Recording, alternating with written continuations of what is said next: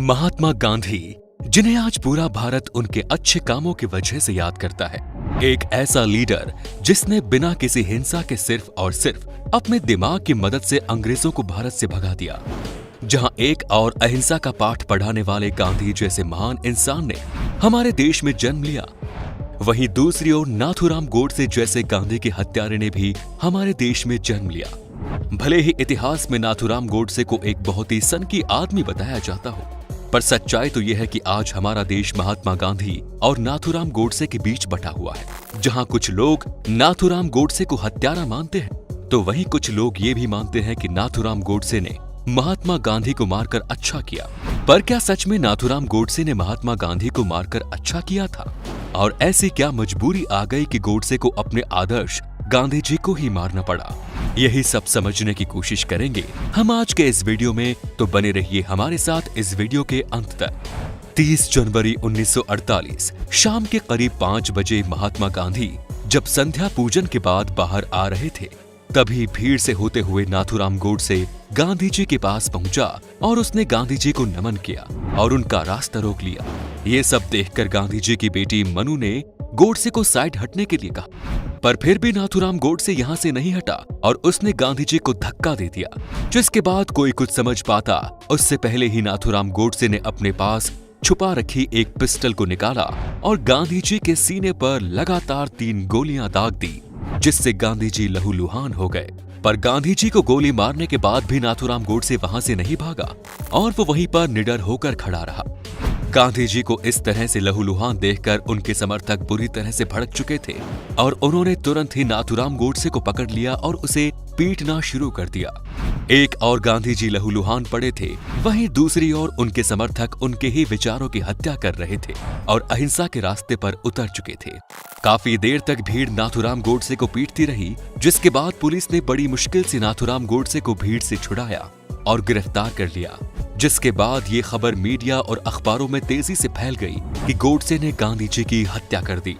पर दोस्तों, हम आपको बता दें कि गोडसे का ये गांधी जी को मारने का पहला प्रयास नहीं था, बल्कि इससे 10 दिन पहले यानी कि 20 जनवरी 1947 को भी गोडसे ने गांधी जी को मारने का प्रयास किया। दरअसल 20 जनवरी 1947 को जब गांधी जी एक सभा को संबोधित कर रहे थे, तब नाथूराम और उनके साथियों ने इस सभा में अचानक एक ग्रेनेड फेंक दिया, जिससे यहाँ पर हलचल मच गई और सभी लोग इधर उधर भागने लगे। और यही नाथूराम गोडसे और उसके साथियों का प्लान था। उन्होंने सोचा था कि जब भीड़ गांधी जी से अलग हो जाएगी तो वो दूसरा ग्रेनेड गांधी जी पर ही फेंक देंगे, जिससे उनकी मौत हो जाएगी। मगर दूसरा ग्रेनेड फेंकने से पहले ही नाथूराम गोडसे के एक साथी दिगंबर बाडगे ने ग्रेनेड फेंकने से मना कर दिया और वो काफी डर गया, जिसकी वजह से नाथूराम गोडसे और उसके साथियों को यहाँ से भागना पड़ा। यहाँ पर नाथूराम गोडसे का एक साथी मदन लाल नहीं भागा, जिसके बाद पुलिस ने उसे गिरफ्तार कर लिया और इस हमले में शामिल नाथूराम गोडसे और उसके सभी साथियों को ढूंढने की कोशिश शुरू कर दी। वहीं दूसरी ओर अब नाथूराम गोडसे और उसके सभी साथी अलग अलग हो चुके थे। मशहूर लेखक अशोक कुमार पांडे अपनी किताब उसने गांधी को क्यों मारा में बताते हैं कि इसके बाद नाथूराम गोडसे ने अपने एक साथी के साथ दिल्ली से कानपुर के लिए ट्रेन पकड़ ली थी।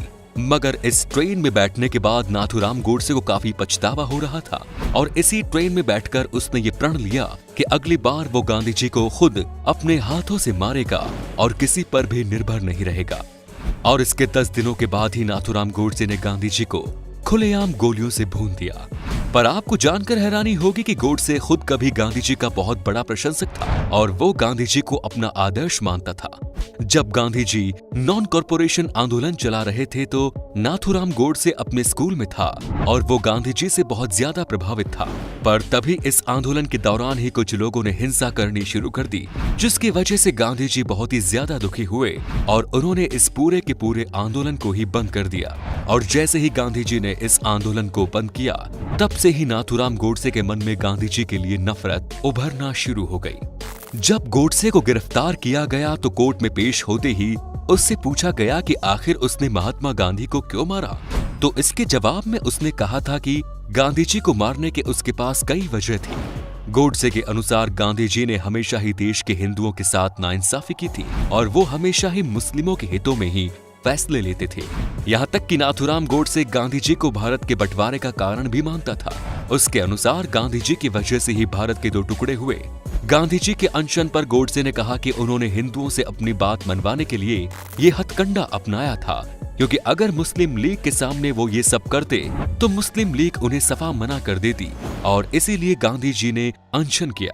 यहाँ तक कि गोडसे के अनुसार गांधी जी एक तानाशाह थे जो अपनी मर्जी के हिसाब से भारत को चला रहे थे। वो अपनी मर्जी से किसी भी आंदोलन को बंद और शुरू कर देते थे। आगे गोडसे ने कहा कि मुझे गांधी जी को मारने का कोई भी पछतावा नहीं है और मैं अभी भी यही मानता हूँ कि मैंने गांधी जी को मारकर सही किया, क्योंकि वो इसी लायक थे। उन्होंने हमेशा ही भारत के हित में फैसले नहीं लिए बल्कि पाकिस्तान को ज्यादा अहमियत दी। कोर्ट में गोडसे ने कहा कि मैंने गांधी जी को मारकर कोई गलत काम नहीं किया, बल्कि गांधी जी को मारकर मैंने देश पर एक बहुत बड़ा उपकार किया है।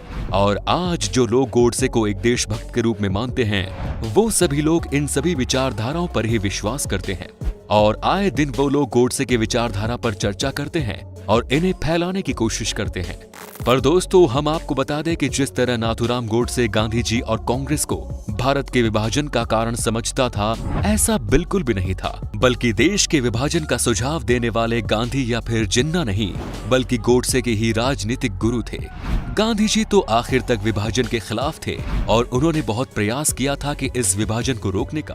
उन्होंने हर बार एक अटूट भारत की ही बात कही और भारत को विभाजित ना करने को लेकर मुस्लिम लीग के नेताओं से बातचीत करने की भी कोशिश की और उन्हें काफी मनाया भी, मगर जिन्ना गांधी जी की किसी भी बात पर राजी नहीं हुए और उन्होंने डायरेक्ट एक्शन डे लॉन्च कर दिया, जिसके बाद देश भर में दंगे हुए, जिसकी वजह से गांधी जी को जिन्ना की बात माननी ही पड़ी और भारत के 2 टुकड़े करने पड़े।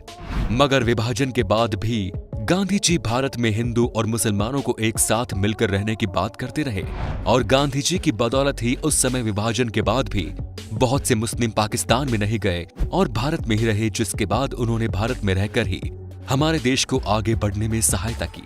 रही बात गांधी जी के नॉन कॉरपोरेशन आंदोलन को बंद करने की, तो ये गांधी जी का एक सही फैसला था, क्योंकि इस आंदोलन को इसीलिए शुरू किया गया था ताकि लोग अहिंसा के साथ अंग्रेजों के सामने अपनी मांग को रख सके।